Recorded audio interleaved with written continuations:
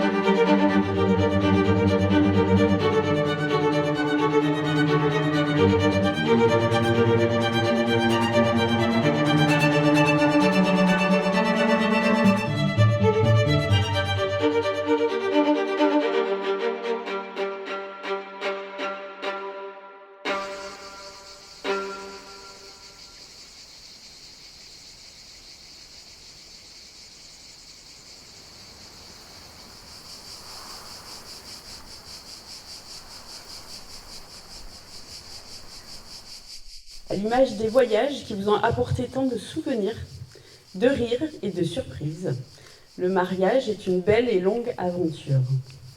Alors, embarquez sans crainte, car si le plus beau des périples est celui que l'on n'a pas encore fait, vous êtes sur le point d'en vivre un des plus importants de votre vie.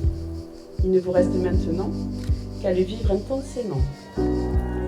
Quant à moi, je vous remercie de me faire l'honneur de prononcer ces quelques mots, car je vous souhaite du fond du cœur, et nous vous souhaitons tous, un bonheur absolu et surtout un beau voyage.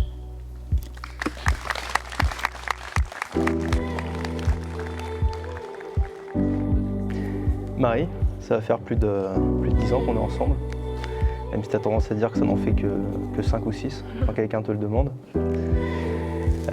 C'est vrai que c'est passé très vite, notre rencontre à une soirée. 2 ans entre Erani, à Ronville, et les restaurants japonais. La Hongrie ensuite, de ton côté, et la Californie, du mien. Les deux ensemble aussi. Notre premier appartement. Marie, notre aînée, notre grande sœur. Tu es pour nous trois un modèle et un exemple à suivre. Je dirais que votre force pendant toutes ces années, ça a été votre capacité à communiquer, à tout partager, tout vous dire. Je voulais juste terminer en disant que être là devant vous tous aujourd'hui me permet de réaliser à quel point vous êtes vraiment importants tous les deux dans ma vie. Je voudrais commencer par dire que j'ai vraiment de la chance. J'ai de la chance parce qu'en 2011, je suis allée à une soirée à laquelle je n'avais d'ailleurs aucune envie d'aller, car je ne connaissais personne et j'y rencontré par hasard l'amour de ma vie. C'était un samedi soir d'octobre à Port-Cergy.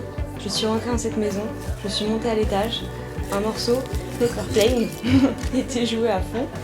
J'ai vu un groupe de gens assis en tailleur autour d'une table basse et là, j'ai croisé le regard d'un garçon avec une grosse mèche blonde.